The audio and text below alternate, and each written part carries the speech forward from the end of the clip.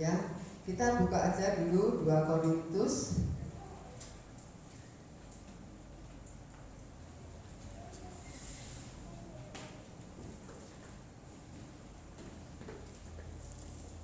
pasal 5 ayat 1 dan ayatnya yang kedua.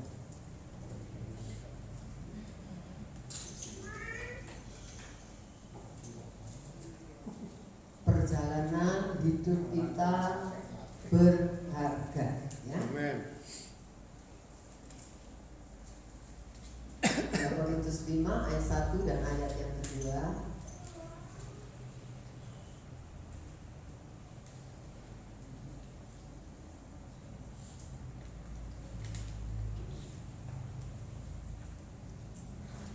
Ya. Dapat? Yuk baca. 2, 3. Karena kami tahu bahwa jika kemah tempat kediaman kita di bumi ini dibongkar, Allah telah menyediakan suatu tempat kediaman di sorga bagi kita, suatu tempat kediaman yang kekal, yang tidak dibuat oleh tangan manusia. Selama kita di dalam kemah ini, kita mengeluh karena kita rindu mengenakan tempat kediaman surgawi di atas tempat kediaman kita yang sekarang. Nah, saudara, Paulus dikatakan dia berjuang untuk hidup berkenan kepada Tuhan sebelum tubuhnya, ya, atau kemah yang dimaksud itu tubuh manusianya yang fana itu dibongkar, dimasukkan ke dalam tanah. Nah, saudara, alias mati.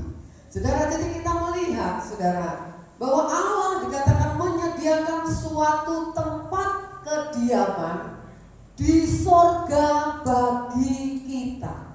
Ini bukan omong-omong, bukan omong kosong, tetapi benar-benar Allah itu menyediakan, ya, tempat bagi kita. Katakan kita selama di dalam kemah ini, di dalam tubuh ini, banyak kali kita mengeluh karena hidup di dunia ini penuh dengan masalah, penuh dengan penderitaan. Entahkah tubuh kita yang sakit, entahkah hal-hal yang lain yang kita alami, masalah-masalah yang lain yang membuat perasaan kita tidak enak, pikiran kita tidak enak, ya, semuanya. Nah, Tuhan bilang, biarlah kita rindu, mengenakan tempat kediaman surgawi. Kita, itu sebabnya dikatakan kita ini harus belajar supaya mindset kita ini harus dirubah, saudara, ya. Harus dirubah. Hidup ini bukan hanya untuk sekarang di dunia ini. Kita harus punya pandangan sampai di balik kubur, gitu. Bukan sampai di kubur, tapi di balik kubur. Karena banyak orang berpikir bahwa hidupnya itu sampai di kubur. Ada orang berpikir gini, mumpung masih hidup senang-senang, mumpung masih hidup pengen apa saja dilakukan, ya. Mumpung ada yang bilang gini, mumpung masih muda, kan gitu, ya, berbuat hal-hal yang, ya, yang tidak bagus lah, gitu, ya. Kalau yang bagus ya oke, yang tidak bagus gitu. Nanti tua udah kita berhenti, belum tentu berhenti. Maka ada istilah tua-tua keladi, kan. Makin tua makin jadi, belum tentu berhenti, saudara, ya. Nah, jadi kita melihat Paulus berjuang untuk berkenan kepada Tuhan supaya apa? Supaya apa yang Allah sediakan, tempat kediaman di sorga itu menjadi miliknya. Kita juga harus berjuang untuk hidup berkenan kepada Tuhan, supaya ketika kita dipanggil Tuhan, saudara pindah ke tempat yang nyaman, gitu, ya, saudara. Jadi kita lihat sejarah hidup kita ini sangat menentukan, sangat, saudara. Bukan hanya menentukan, sangat menentukan nasib kekal kita, ya. Nasib kekal saudara itu, makanya ada istilah orang berkata begini, ada hamba Tuhan berkata gini, orang, ya, orang Kristen maksudnya gitu, ya, masuk neraka apa calon masuk surga atau calon masuk neraka kelihatan sejak kapan? Sejak hidup. Sejak hidup. Ketika dia hidup, kita bisa melihat seperti gini, anak kita bakal naik kelas apa tinggal kelas. Kalau sekarang tidak ada sama saya.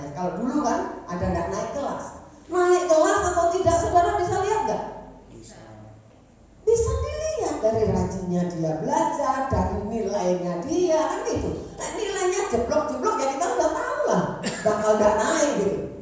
Persentase besar dia gak akan naik kelas. Nah, jadi kita ini mesti belajar, saudara ya. Kita mesti belajar. Coba kita lihat ya, bahwa nasib kekal itu ditentukan oleh sejarah hidup yang saudara lewati hari lepas hari gitu ya. Coba kita lihat di dalam Roma pasal 8 ayat yang ke-18. Suratan Roma pasal 8 ayatnya yang ke-18.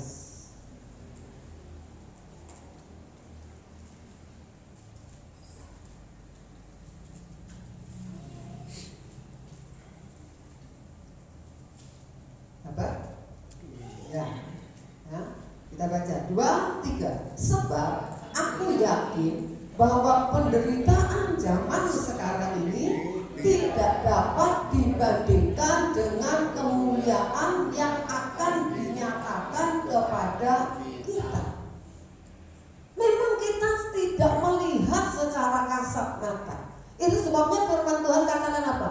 Ayo jalan itu dengan iman, bukan dengan penglihatan.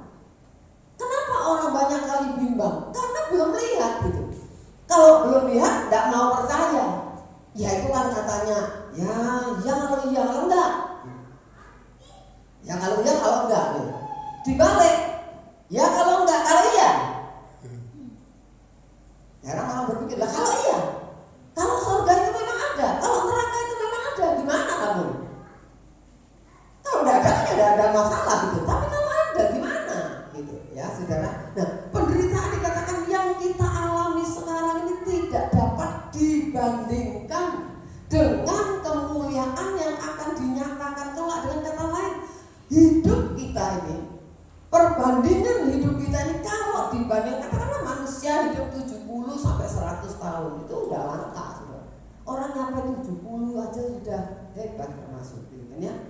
Saya sudah mau 70 ya. Sampai 100 tahun udah langka, tambahan kalau mau 100 tahun ya saudara. Nah itu kalau dibandingkan dengan kekekalan yang unlimited, yang tidak terhingga, yang tidak ada batasnya, ya kan tidak ada artinya ya saudara. Ada hamba Tuhan itu memberikan contoh kayak gini. Kalau hidup itu 0 sampai 100 tahun itu mas gitu. Yang namanya unlimited itu terus dan tidak ada selesainya gitu loh. Itu loh. Jadi hidup itu makanya dibilang kita singkat. Singkat itu karena perbandingannya itu yang unlimited itu, yang tidak terhingga itu, saudara. Kalau kita bilang loh, lama juga 100 tahun bagi kita. Tapi kalau dibandingkan dengan itu gak ada artinya. Seperti gini, air segelas kan? Kita bilang, oh banyak. Katakanlah gelasnya ini, aqua galon. Tapi kalau dibandingkan dengan laut, gak ada artinya kan? Nah, saudaranya seperti itu. Penderitaan yang kita alami dikatakan tidak ada artinya, ya, saudara. Jika dibandingkan dengan kemuliaan yang kelak kita akan terima. Jadi ini yang kita harus mengerti, bahwa hidup kita ini kenapa seringkali Alkitab katakan singkat hidup manusia. Maka seringkali dikatakan apa? Seperti uap, seperti rumput. Ya. Rumput apa? Rumput yang ada bunganya itu loh, yang kayak kerokot tuh loh. Atau bunga jam 9 itu loh. Ya toh? Bunga jam 9 namanya kan. Ya jam 9 mekar habis itu udah injuk, udah layu, saudara. Nah, itulah hidup manusia. Jadi yang menentukan sekarang nasib kekal saudara dan saya itu, saudara, salah sih ya. Menentukan nasib kekal manusia. Oh ya, bukan akhir hidupnya. Maksudnya gini loh. Bukan akhir hidupnya itu maksudnya gini. Ada banyak orang gini kan, seperti saya sering kali katakan. Ketika orang waktu hidup ke gereja tidak mau, ya apa-apa pokoknya soal Tuhan itu tidak mau, kan gitu ya kan? Setelah sakit, sudah itu, ya dong, masih tapi belum koma, masih sesek, napasnya satu-satu. Terus ditanya gini, kok kamu terima Tuhan Yesus kok?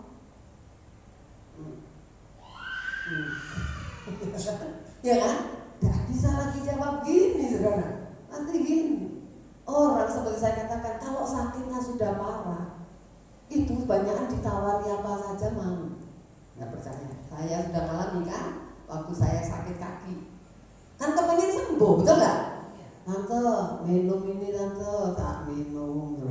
Gosok ini tante, tak gosok. Pokoknya orang ngomong apa saja, saudara, saya lakukan. Masih kayak gosok jahe, saudara. Beli obat gosok yang panas Cina itu katanya, ya saudara. Sama aku selfie, panas. Saya pakai kan di kaki saya nggak terasa, saudara. Ya karena bermasalah kakinya.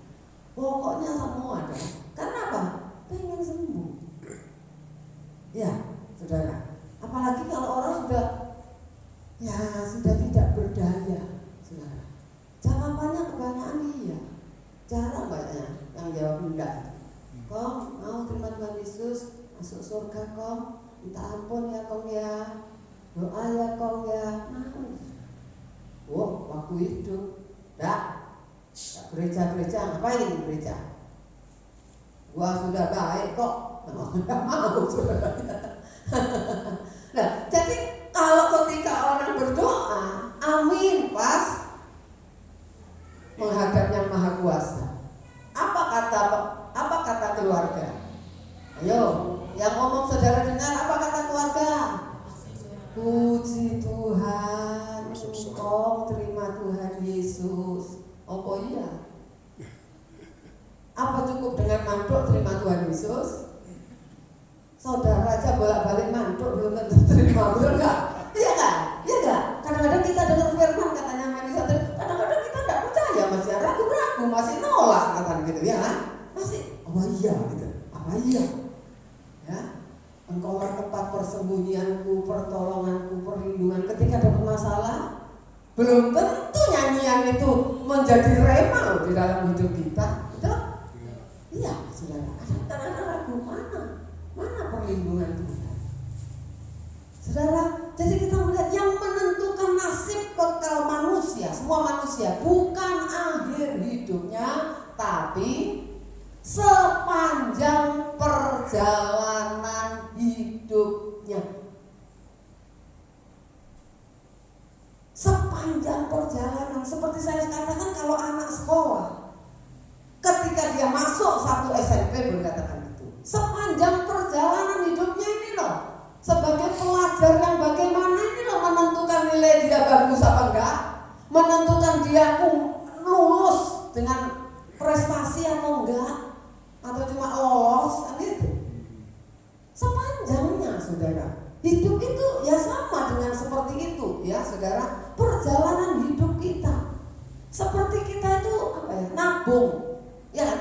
Nabung, saudara, itu akumulasi nanti apa yang saudara lakukan itu akan dilihat oleh Tuhan, dijumlahkan oleh Tuhan, ya, dilihat saudara, prestasi saudara turun atau naik, gitu, ya saudara. Jadi kita melihat ya, coba 1 Korintus 10, ayo dekat-dekat aja. 1 Korintus 10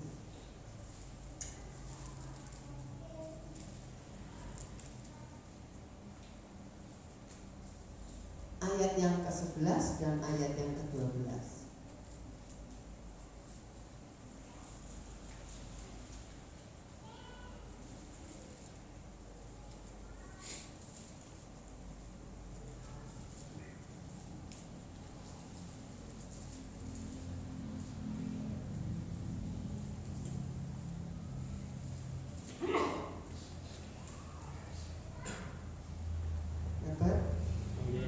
Ayat 11, 2, 3.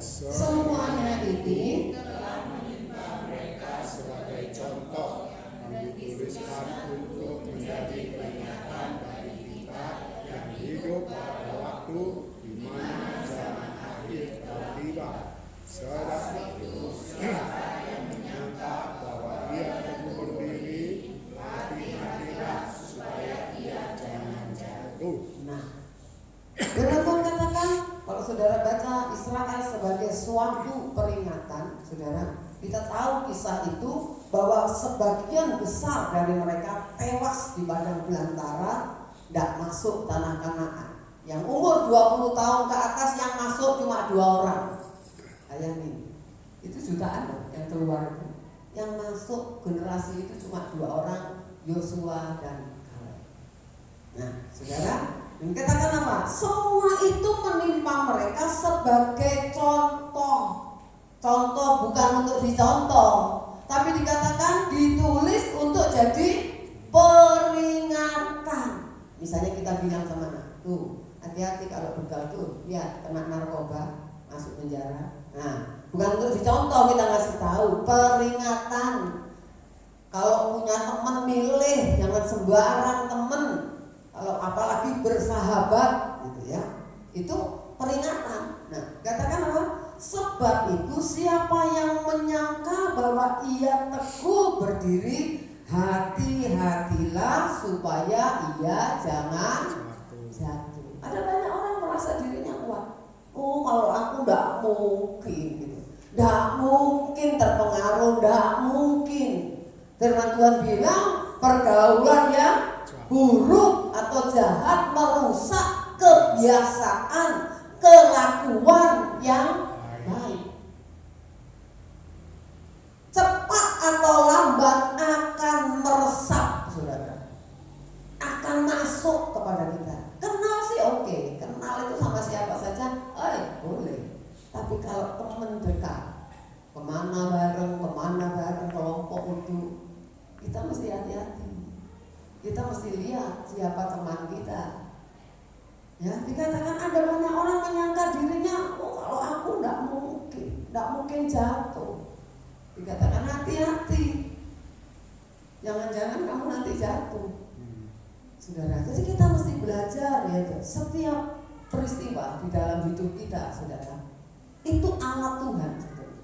Alat Tuhan untuk memproses hidup kita. Ini yang seringkali kita nggak bisa ngerti.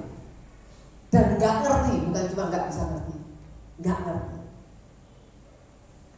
Itu sebabnya seringkali peristiwa-peristiwa yang jadi alat Tuhan memproses hidup kita itu, seringkali kita bereaksi salah. Ya Pak, saudara nggak bikin salah apa-apa, saudara disakitin orang, apa reaksi kita? Dirusak nama baik kita bisa. Apa reaksi kita? Marah.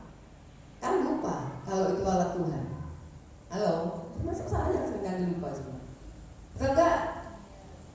Kenapa dia kayak gitu? Gak kenal dia juga aku enggak apa-apa. Gak punya teman kayak dia enggak apa-apa. Gitu kan, marah kita. Tadinya mungkin bisa baik, kan bisa-bisa ya. Karena terlalu dekat, terlalu akrab, clash. Orang itu kalau jauh-jauh enggak terlalu clash, betul enggak? Nah, kita sama tetangga kita cuma lewat-lewat kan enggak terlalu clash. Tapi yang bikin clash kan seringkali yang di rumah, betul ya?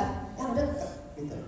Ya, itu loh yang kita seringkali lupa. Alat itu, peristiwa itu baik suka, baik senang, baik yang tidak menyenangkan, itu alat Tuhan memproses hidup kita. Tapi kan yang seringkali respon kita, bukan salahku kok, dia yang bikin gara-gara, gitu kan ya? Iya Pak ya? Iya. Aku nggak salah apa-apa, dia yang bikin gara-gara. Cari gara-gara memang itu. Nah gitu ya.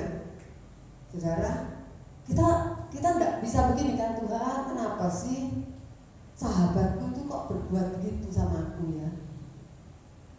Aku mesti gimana ya Tuhan? Ya, kasih aku Tuhan kemampuan tetap punya hati yang baik sama dia. Kan jarang kita bilang gitu. Yang kita tunjukkan kemarahan kita. Bahkan bukan cuma ditunjukkan, diceritakan, betul gak? Oh, ditulis di medsos. Oh, jangan suka tulis-tulis gitu, saudara. Ya, kadang-kadang ngatain orang itu di medsos pakai istilah.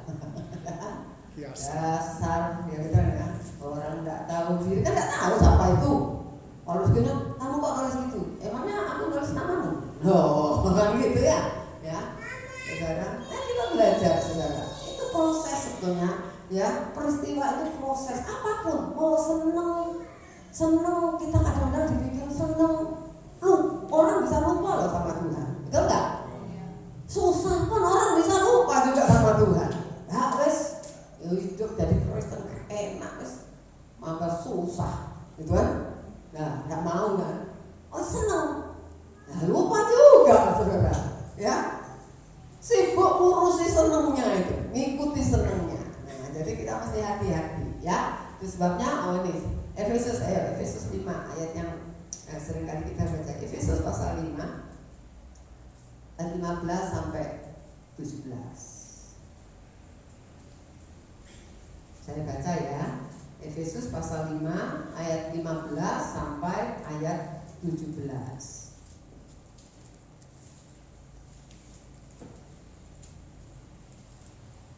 Ya, saya akan baca.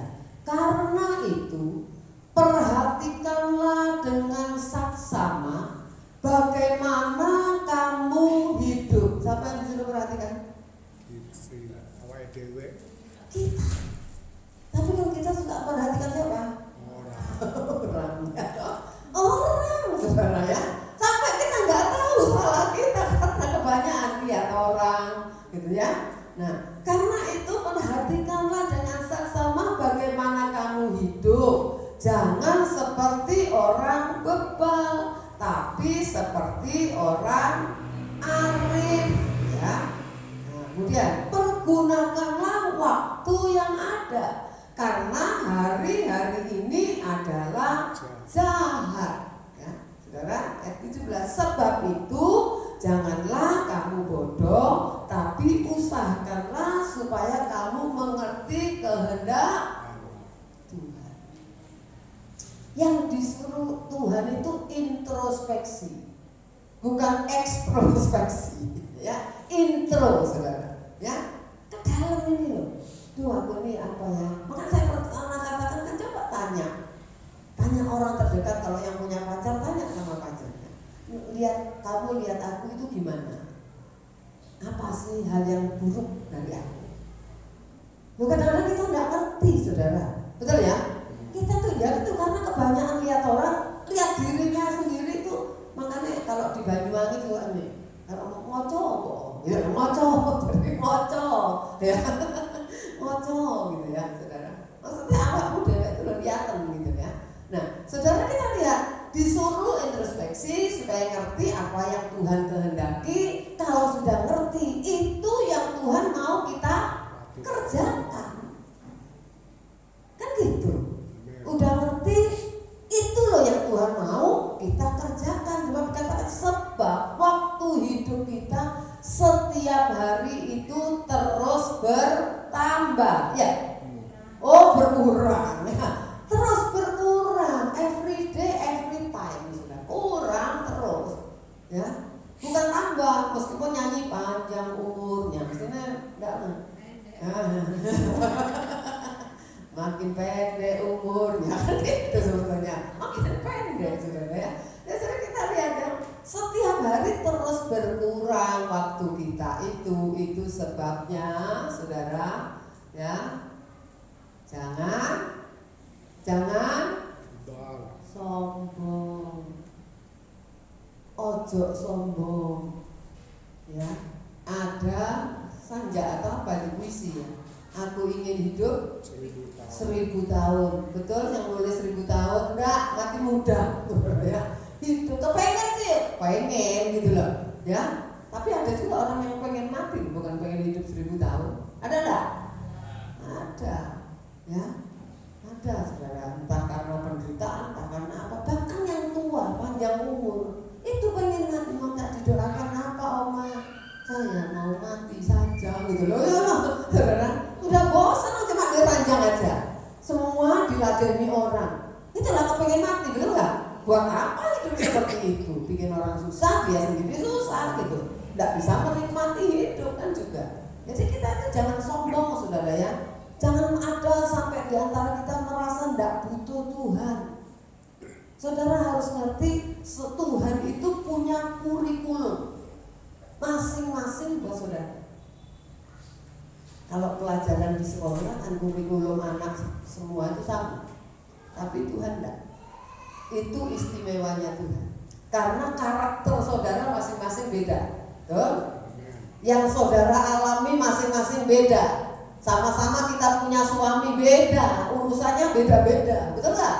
Kasusnya beda-beda, sama-sama punya anak, kasusnya beda-beda, tidak sama, saudara. Itu sebabnya Tuhan punya kurikulum masing-masing untuk saudara dan saya itu berbeda. Makanya dikatakan kita ini mesti belajar, saudara. Kita mesti belajar. Kurikulum Tuhan itu apa buat saya? Kita nggak bisa ngiri. Kan seringkali kita ini iri. Lagunya aja ada. Kalau Tuhan apa? Berkati Saya benci. Iya. Kalau orang lain juga, kalau Tuhan berkati yang lain, saya juga. Lah dia diberkati tapi masalahnya besar. Dan masalahnya lu mau nggak? Kita seringkali kan cuma mau berkatnya, betul nggak? Iya. Belum tentu kan? Ya, masalahnya bisa besar yang dia alami. Mampu nggak saudara nanggung juga? Ya terus dapat berkat yang besar, tapi masalahnya juga, ya badainya juga besar gitu loh. Nah kita badai kecil aja udah teriak-teriak, kalau badai besar tenggelam kita. Nggak sempat dapat berkat kita sudah tenggelam, ya kan? Nah saudara, jadi jangan sombong saudara. Jadi kita mesti belajar. Ya di zaman sekarang ini, saya tulis nggak ya? Oh, enggak. Di zaman sekarang ini saudara, orang mau menyelesaikan segala sesuatu, yaitu ya secara instan. Ya kan? Semua sekarang serba instan enggak? Halo? Ya enggak? Ya bumbu aja, bumbu apa yang enggak ada saudara? Gak iso masak, saya kira itu bumbu itu sudah mau rawon, mau kari, jangan asam, semua ada. Betul ya? Semua ya? Semua disajikan secara instan ya. Nah sampai akhirnya keadaan itu membuat manusia termasuk orang Kristen juga mau juga dewasa rohani instan, berubah karakter instan. Tidak bisa. Masalahnya tidak bisa. Tidak bisa dicapai secara instan. Misalnya kasih contoh, orang tukang bohong. Nah sini, ini tolong ya anak saya ini, misalnya ngomong sama pendeta, bohong melulu, gitu. Tolong didoain mana anaknya, ke sini, ini maju, pamit tangan. Ayo, mamanya ikut, bapaknya ikut teman-teman. Dalam nama Tuhan Yesus, segala roh bohong yang dari iblis keluar. Bisa? Gak bisa, ini keluar. Ya omah ngapusi lagi, ngapusi lagi, gak bisa saudara. Ya, karakter itu dibentuk. Kenapa karakter anak? Kalau dipikir anak lahir sama-sama boleh dikatakan gak punya salah apa-apa, ya kan? Tapi kan dibentuk oleh orang tua yang berbeda-beda. Ya oke lah kalau ngomong karakter dasar, semua pasti dari gen orang tua. Kalau orang tuanya keras, anaknya pasti ada yang keras, gitu loh. Yang lembut, anaknya ada yang lembut, yang gitu. Ya, kan ada tahu empat karakter. Nggak tahu. Kapan-kapan mesti dikorbanin mungkin ya. Kolerik, sanguin, pragmatis, melankolis. Ya, saudara. 4. Kadang-kadang biasanya perpaduan. Biasanya 2 tapi satunya lebih dominan gitu ya. Nah, itu karakter dasar. Semuanya sebetulnya bagus. Tetapi dengan didikan orang tua yang berbeda-beda, anak itu terbentuk selain dari orang tua, lingkungan juga. Lingkungan di sekolah, lingkungan di mana dia bergaul, itu juga ada pengaruhnya. Tapi yang paling kuat pengaruh orang tua, karena setiap hari dia lihat orang tuanya modelnya kayak apa, itu membentuk anak itu, gitu ya. Saya pernah saudara saya berkata pada seseorang ketika terjadi konflik ya di gereja, yang biasa kan, gereja sebetulnya nggak boleh biasa ya. Dan konflik, nggak mau ke gereja kan, mau pindah. Saya bilang begini, kebetulan itu orang tua. Saya bilang gini, kalau kamu pindah itu tanpa kamu sadari, kamu ngajari anakmu, oh kalau kelas berarti betul nggak? Betul nggak? Nah, itu nggak usah ngomong. Kelas kamu besok bisa mana pindah ya? Nggak usah diomongin gitu. Anak itu akan niru. Anak itu bukan pendengar yang baik, tapi peniru yang ulung. Setuju nggak? Kalau anak lihat film lah, entah kartun, tembak-tembakan, nanti niru nggak gayanya? Niru. Pedang-pedangan minta dia pedang, meskipun bukan pedang semua. Itu saudara, niru. Nggak mungkin dia lihat pedang-pedangan dia terus main tembak-tembakan, nggak kira. Nah, itu yang dilihat, ya, peniru, saudara. Jadi kita melihat nggak bisa secara instan, semua itu dibentuk. Oke, punya dasar, misalnya keras ya, keras, kolerik itu keras orang. Tapi sebetulnya kalau benar, kalau dipupuk benar, itu calon jadi pemimpin. Nah kalau pemimpin lembut itu angel, saudara, betul nggak? Kan nggak bisa tegas, saudara. Ya, itu salah satu contoh. Tapi benar. Tapi kalau sifat kerasnya itu tidak diarahkan yang benar, apa jadinya? Cicik ngamuk, cicik kalau tidak sesuai dengan hatinya ngamuk, saudara. Iya kan, saudara? Kalau pemimpin tegas bagus tidak? Disiplin bagus, gitu, bagus, saudara. Ya, bisa bedakan ya. Jadi kita ini dibentuk, tidak bisa karakter itu, ya, bisa dikasih tahu, jangan suka marah, misalnya. Kamu tahu nggak? Kamu senang nggak kumpul sama orang suka marah? Halo? Bapak senang? Tidak ada yang orang senang, saudara. Nah makanya kamu juga jangan gitu. Temanmu juga nggak senang sama kamu aja nggak suka. Nah, gitu kan, saudara, diarahkan untuk dibentuk. Jadi tidak bisa, saudara, tidak bisa merubah secara signifikan langsung gitu ya. Nah, jadi itu loh, lewat proses. Jadi kalau nggak mau diproses itu ya dibongkar aja itu kemahnya ya. Harus mau diproses, sudah tidak bisa semua itu, tidak ada yang instan, harus lewat kedewasaan rohani, saudara, bertahap. Seperti saya pernah katakan, maju biarpun selangkah, maju gitu, jangan diem aja, saudara, maju gitu ya.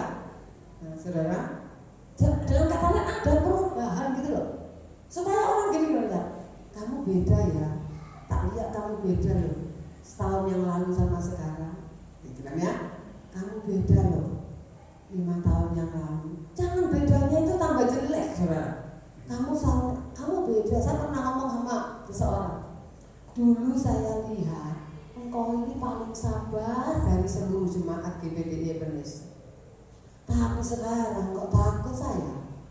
Saya ngomong terus terang memang. Apa? Ngamuk.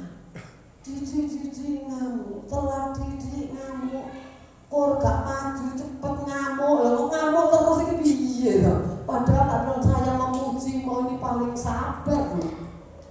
Jangan, saudara, ya betul nggak?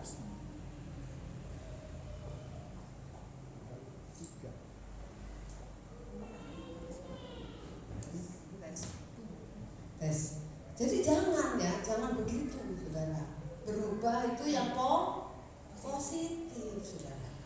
Ayo, kalau anak-anakmu masih ada di rumah, ayo jadi contoh. Satu kali anak-anak itu keluar dari kita, betul nggak? Siapa yang dicontoh sama mereka? Ya temennya, betul nggak? Nggak kumpul sama saudara, apalagi kalau Jawa Sinjoy, anak tiap bulan pulang, betul nggak? Yang dilihat siapa? Temennya kan tiap hari di sekolah, gurunya dan lain sebagainya. Ayo, mumpung masih di rumah, saudara, kita mau anak-anak itu berubah menjadi lebih baik. Tulis gak ya? Nah, kita semua diberi kesempatan untuk menerima apa itu? Berkat kesulungan. Nah, ya, kita semua diberi kesempatan untuk menerima berkat kesulungan. Semua, tanpa terkecuali. Sama seperti saudara kalau masuk sekolah, semua diberi kesempatan untuk lulus, betul nggak? Iya kan? Diberi kesempatan untuk saudara lulus dengan nilai yang baik, semua dikasih kesempatan itu. Nah sekarang Tuhan itu juga memberi kesempatan kita untuk mendapat berkat kesulungan. Tapi masalahnya, waktu kita masing-masing ada batasnya. Betul?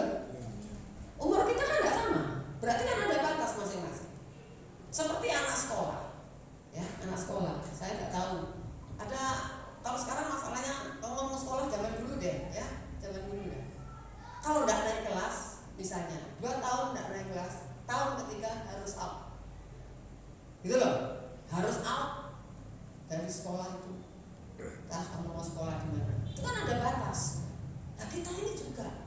Tuhan itu menunggu kita, saudara, memberi kesempatan hidup untuk menerima berkat kesulungan. Apa sih berkat kesulungan itu?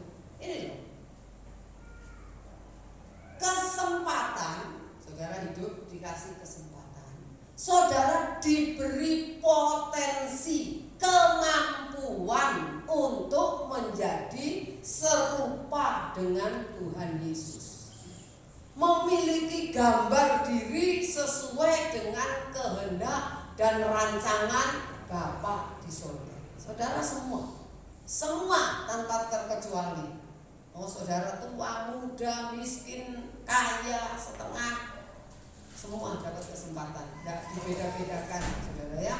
Jadi berkat sulung itu anugerah. Anugerah.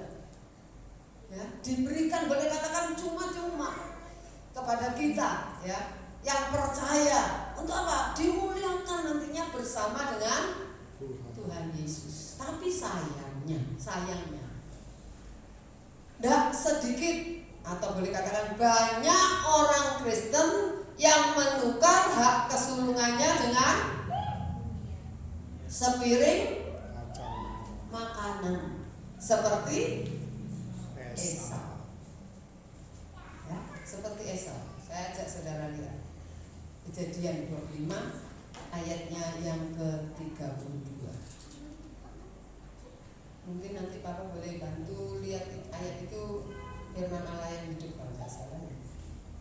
Semoga saya tidak salah. Kejadian pasal 25 ayatnya yang ke-32.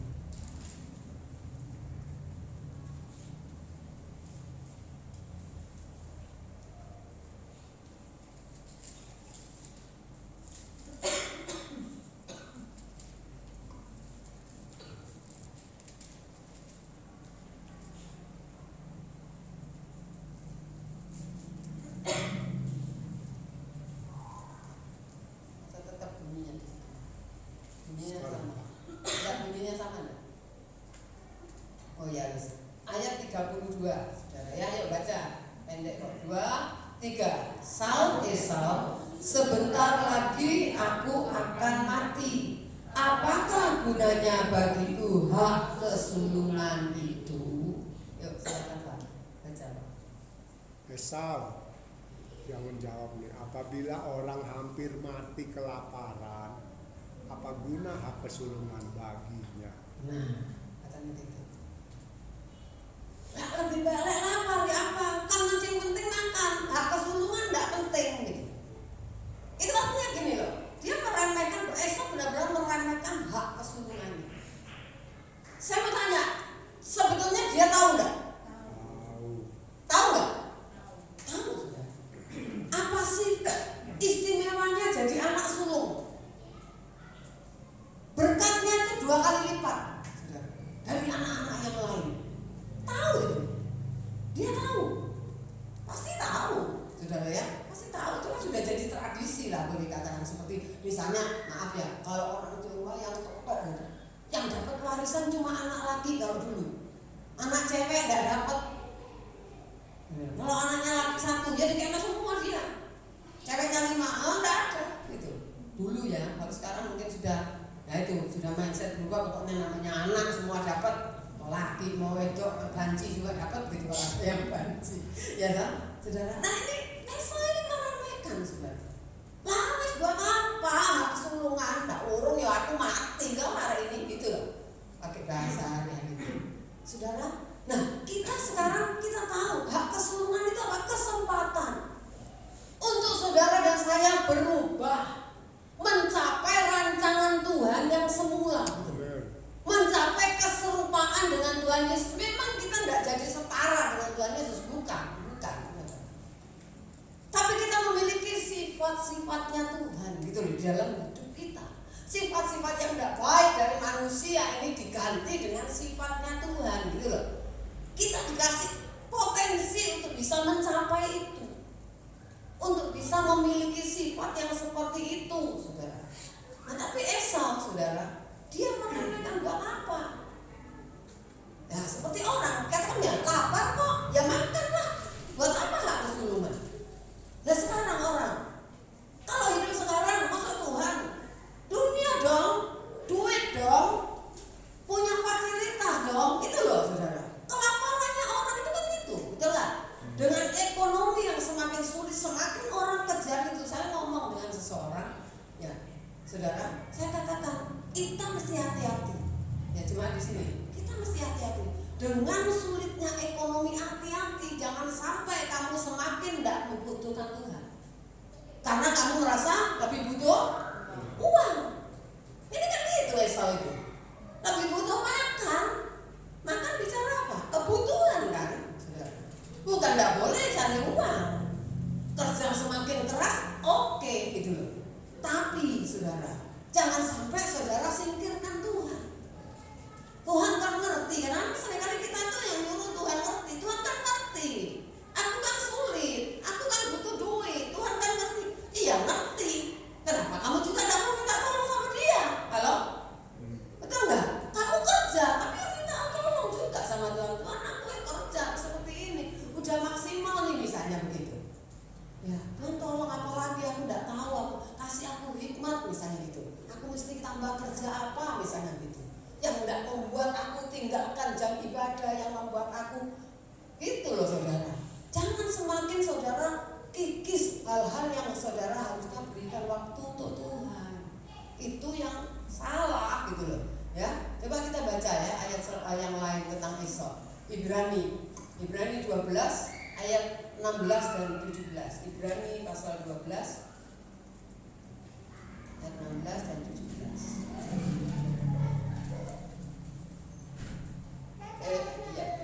Ibrani 12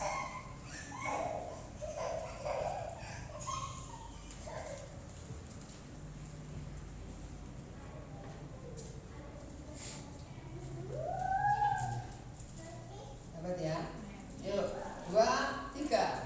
Janganlah ada orang yang menjadi cabul, kau yang mempunyai nafsu yang rendah seperti Esau, yang menjual hak kesulungannya untuk sepiring makanan. Sebab kamu tahu bahwa kemudian ketika dia hendak menerima berkat itu, dia ditolak, sebab dia tidak beroleh kesempatan untuk memperbaiki kesalahannya, sekalipun dia mencarinya dengan mencucurkan air mata. Nah, ya, saudara, mungkin ayat 17 Pak, firman Allah yang itu. Ya, jangan ada orang yang menjadi cabul. Cabul di sini bukan ngomong perzinahan bukan. Ya. Tapi pengkhianatan kepada Tuhan, saudara ya. Mempunyai dikatakan seperti Esau, cabul, punya nafsu yang rendah seperti Esau. Jadi kalau orang memburu hal-hal duniawi, orang itu di mata Tuhan punya nafsu yang rendah, cabul di hadapan Tuhan. Ya, orang itu mengkhianati Tuhan, gitu loh, saudara. Ya, coba ayat 16 Pak. Bunyinya gimana? 16 coba dulu, nanti 17. Firman Allah yang hidup. 16 ya. Iya coba. Saya lupa yang 17 atau yang dibaca lagi. Dan pastikanlah supaya jangan ada orang yang berbuat cabul atau tidak suci seperti Esau, yang menjual hak kesulungannya demi semangkuk makanan. Oh, berarti 17.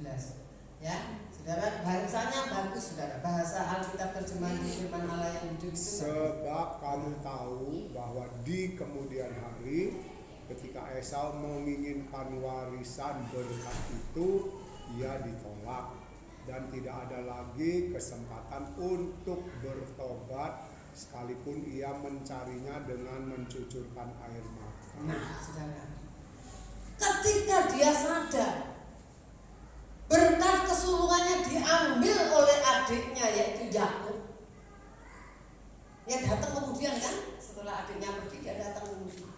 Dia ngomong apa? Masa Bapak tidak ada lagi berkat buatku? Ya, Masa cuma itu. ya masa cuma itu. Nah, dia kan kepengen ambil lagi gitu loh. Berkat itu tidak bisa telat.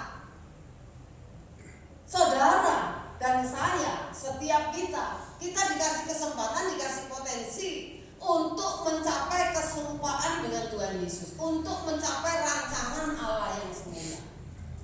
Ketika kita meremehkan itu, kita mau ambil kembali, tidak bisa. Udah telat. Bayangin ya, misalnya anak atau ikut lomba apa? Lomba lari lah, lomba. Sudah sampai finish kalah gitu. Bisa mau ulang? Saya mau juara 1 gitu. Bisa? Gak bisa. Gak bisa diulang. Hidup itu bisa diulang. Saya mau bangkit lagi Tuhan, memperbaiki hidup. Masalahnya gak bisa. Katanya apa? Telat ya, telat. Ditolak. Tapi ketika kesempatan itu masih ada, Tuhan masih sabar. Kan firman Tuhan bilang, Tuhan itu gak pengen satu pun dari kita binasa, sabar.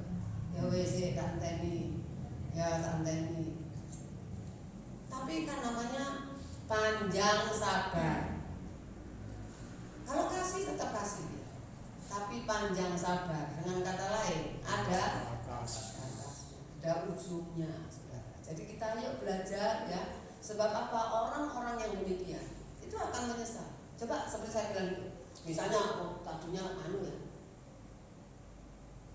ya wis Kristen, terus tidak mau setia, tidak tahu karena apa. Kan banyak ya, orang mundur itu kan banyak masalah.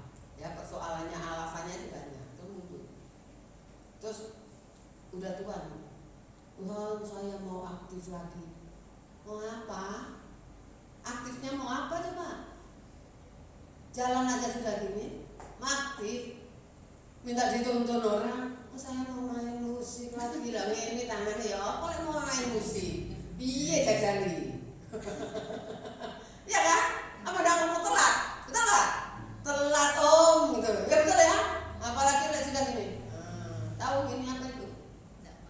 Buyutan yang gini-gini. Oh mamanya nih ini terus mau tapi dia gini.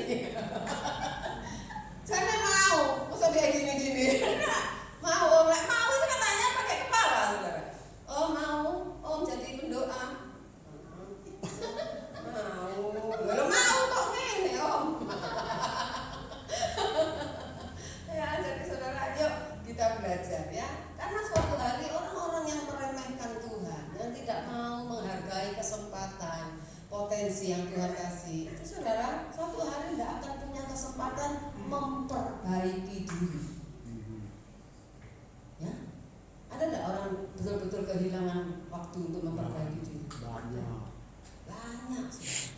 Ya, ayo selagi kita sadari, oh ya Tuhan aku salah. Seperti saya katakan yang lalu ya. Kalau semakin saudara ngerti firman, alarmmu itu semakin aktif. Amin. Semakin aktif. Kalau saudara bikin salah, ting langsung bunyi. Salah. Ya, saudara. Jadi ingat, bukan detik terakhir yang menentukan nasib kita, nasib kekal kita, tapi semua detik hidup kita. Ya, saudara. Semua detik hidup kita. Bukan cuma detik terakhir. Mana Pak Ayas entek ini, bukan ya.